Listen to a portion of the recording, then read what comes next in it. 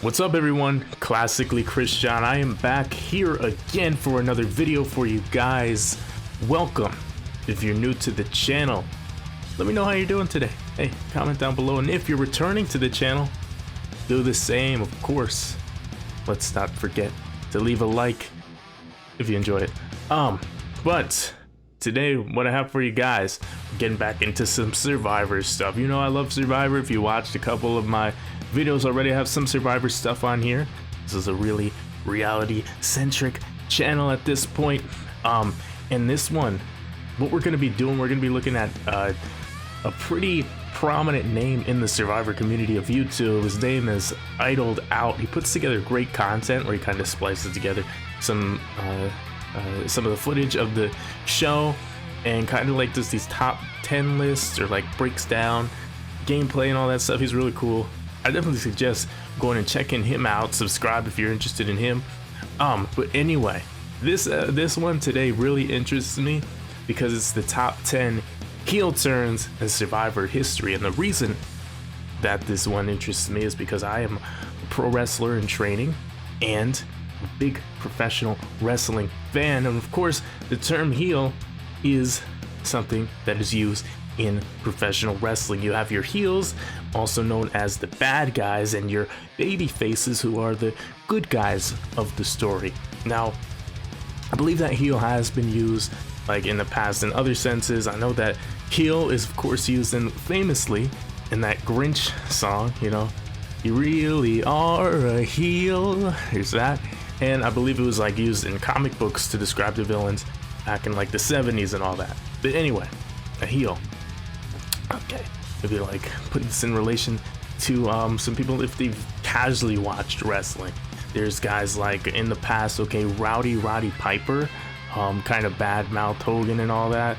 You had, who else?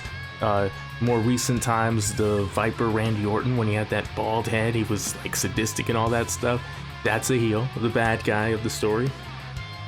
And in contrast, you have your baby faces. You have your The Rock. If you smell what The Rock, you know, Stone Cold, what? John Cena, you can't see me, all that stuff. The stuff that gets the crowd going, that gets the fans involved, that you want to root for them to win. You have those people. And it's a very important dynamic in any story. Good guy and bad guy. Heel turns though. Heel turns specifically is when, you know, the guy who is the face, the John Cena, the Stone Cold, The Rock, the Hulk Hogan, all those names, when they turn to the other side, of course, that creates a lot of drama. And it breaks up from the monotony. It leads to a bit of unpredictability. Now, of course, these are real people, so this isn't a good thing that they're turning. You shouldn't turn heel in real life, guys. I don't think I should have to mention that, but yeah, it's usually something that creates tension and interest in the story. And we're gonna watch some 10 people who started out as likable, as rootable from the outside looking in, and they did something that made them bad. Anyway, without further ado, let me stop rambling and let's get into this video. Here we go, guys. Come on in, guys. Welcome to Idled Out, where we talk all things Survivor. My name is Luke, and today we're talking about Survivor's greatest heel turns. By the way, this is from 3 years ago. Started the game It's from 3 years ago, so it's gonna be missing out on obviously like the 40s seasons. Trade well, but ended the game as a villain. Maybe the hunger or the elements got to them, or maybe their ego just got overblown. Maybe they were with some really annoying people and just couldn't help themselves. Either way, there are 5 that stand out to me as players who started the game as lovable underdogs, but just couldn't resist the lure of the dark side. You know, I don't know why I said top 10. Something, Because die it's a top hero 5. or live long enough to see yourself become a villain.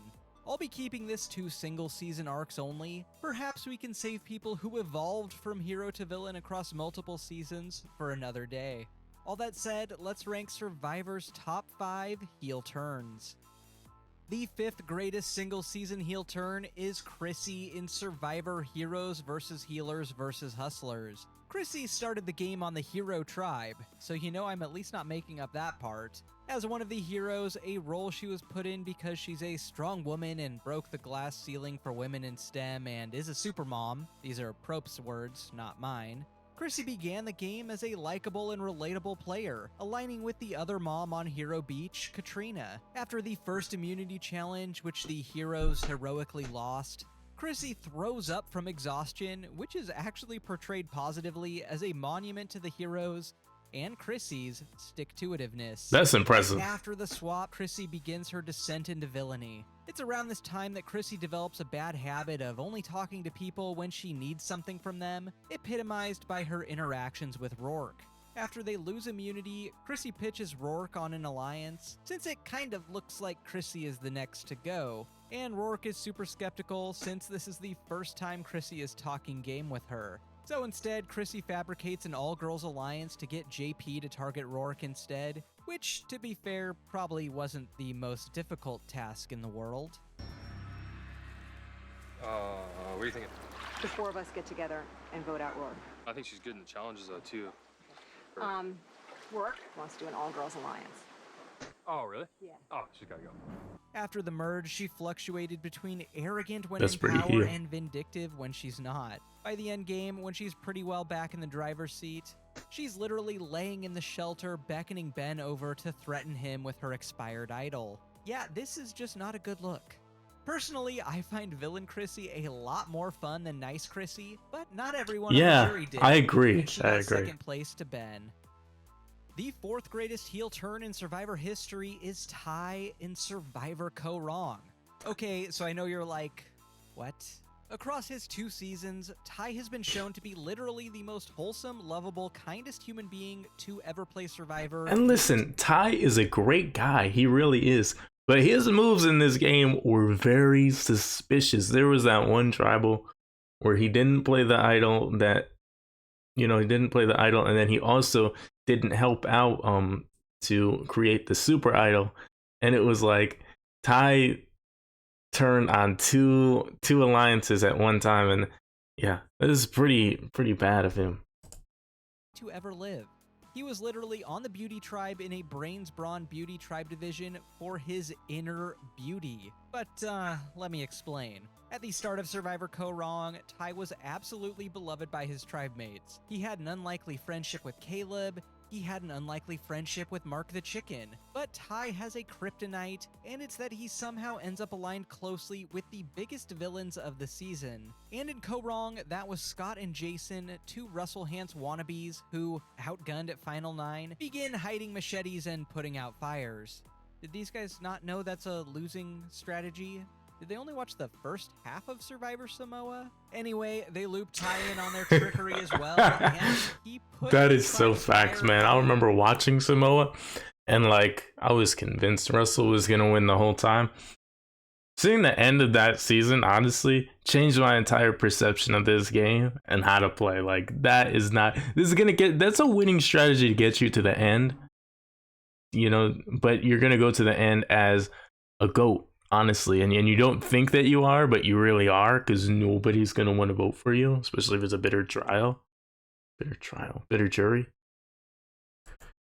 Himself the next night. It's super shocking because Ty is, up to this point, literally Why do you the spell Ty greatest. like that? And then at T-Y. Final 8, Ty swings back to the good side, but inadvertently shows he has no loyalty whatsoever when he decides not to give Scott the other half of their super idol, which is read after the votes. Even though he said he would. What's interesting about Ty, though, is that even if his game was, on paper, villainous at times, his social game never really changed from the early days. Yeah, that's true. Always lovable Ty, but somehow just gets yeah, he showed no loyalty to anybody. Either way, Ty made it to Final 3, and the jury loved the man, but couldn't respect the gameplay, and he ended up as a 0-vote finalist. The third greatest hero turned villain ever is John Mish from Survivor San Juan del Sur. John played opposite his fiancée Jacqueline, and for the first half of the season was literally a puppy dog in human form. Seriously, you can't convince me that John Mish and a golden retriever didn't accidentally get their DNA crossed. It's funny, all these I remember all these seasons, but they're all foggy to me. Like, I don't know why. None of them were like among my favorite, but yeah, I remember these people. Fly-esque teleportation pod. Saying,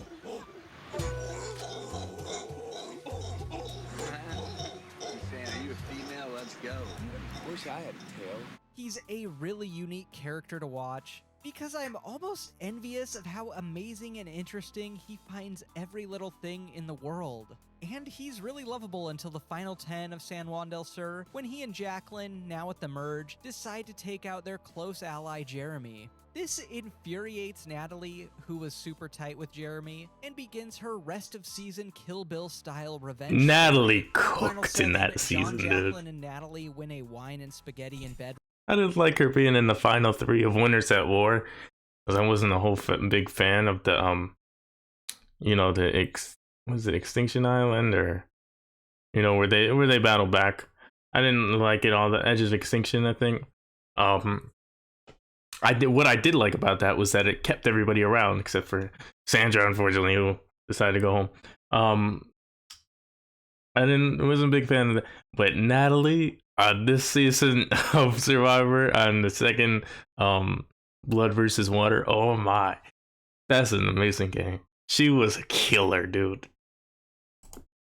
Reward, and John can't help but share his love of wine, which just comes off entitled and snobby to Natalie, even though this is a passion he shares with his very sick father. But he is always trying to pretend like he knows everything, and the arrogance or the entitlement John has. Honestly, every time he talks about wine, I just want to be like, shut up.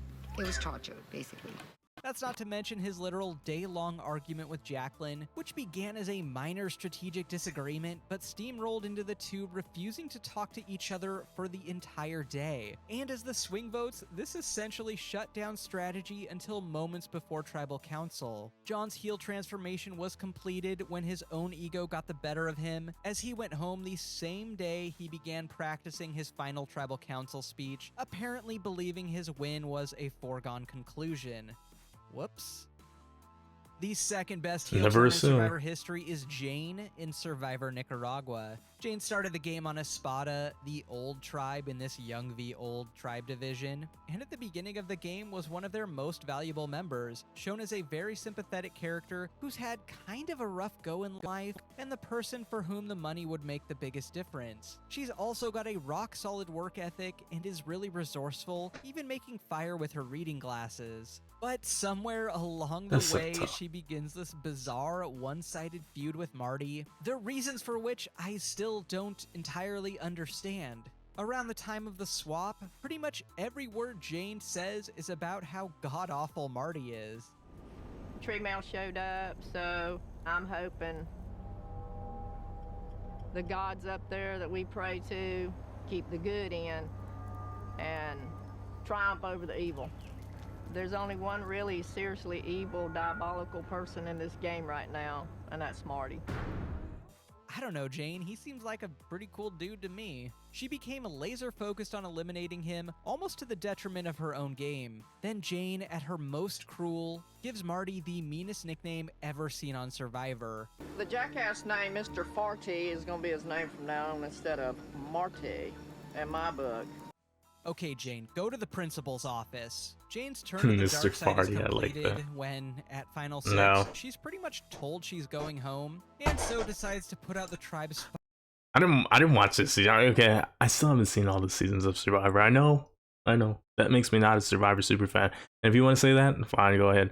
But I really enjoyed the seasons that I have watched. I watched a lot of them, okay? Like, I would say out of the 45 that there have been, I've watched a good...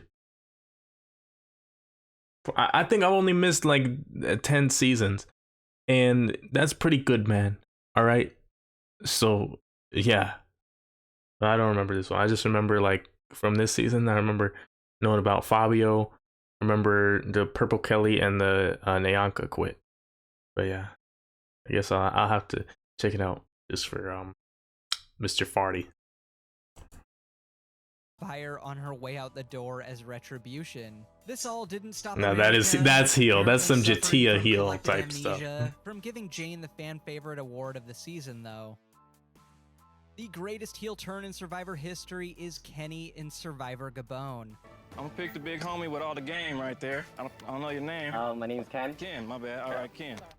Kenny started on Fong, literally one of the most dysfunctional tribes in Survivor history. But he knew how to work the social game, playing up his persona of nerdy, kind of awkward pro gamer, and that automatically made him one of the more rootable people in the early days of Gabon. Although, that's not saying much.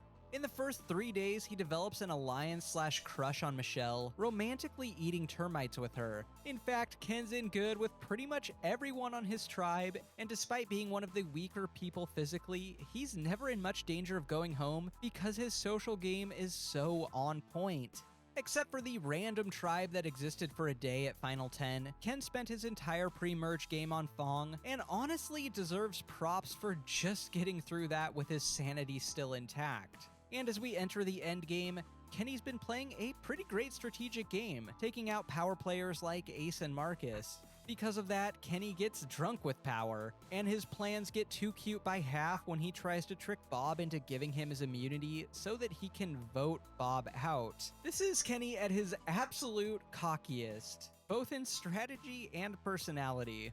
Then when Bob, doesn't give up immunity so he can get voted out, Kenny actually gets mad at Bob. He's even still upset about this at the next tribal council, completely pounding the table on Bob being somehow untrustworthy because he didn't fall for the old Ken combo. Kenny goes out here at Final 5. Sorry I didn't give up my immunity. Completed from lovable underdog to villain with the perfect downfall. Got nothing else for you. To keep me from going full heel and putting out the fire, like and subscribe, and I'll get you more Survivor 100%, content bro. just like this. Until next time, don't get idled out. Well, don't get idled out. You heard it there first. Hey, man. I really like that guy's videos. I like the way he speaks about things. I love the way he incorporates like the phrases from the Survivor. And that was a lot of fun. Yeah, it shows me that there's still a lot of Survivor for me to watch, but I mean, it's a great compilation, and I enjoyed the list. He articulated his points quite well, and of course, like I said, with wrestling, those heel turns made for some compelling television. Because you know what? You know what the great thing about a heel is because it makes a bad guy. It gives somebody for us to boo, and it gives somebody for us to want to see get out. Now, ultimately, when they get out, then it's like, okay, what's left? But the heels make the story interesting. You want to see somebody get their comeuppance. And you need people like me to point your finger at and say, I'm the bad guy. Right? It's how society works even. But anyway, let me not keep ranting on. Leave a like on this video if you enjoyed it. Comment down below what you thought. Comment down if you enjoyed this, what else you want to see from me. And of course, click the subscribe button with the bell next to it so you get updated every single time I upload. And I will see you guys in the next video. Make sure to check Idled out. See you guys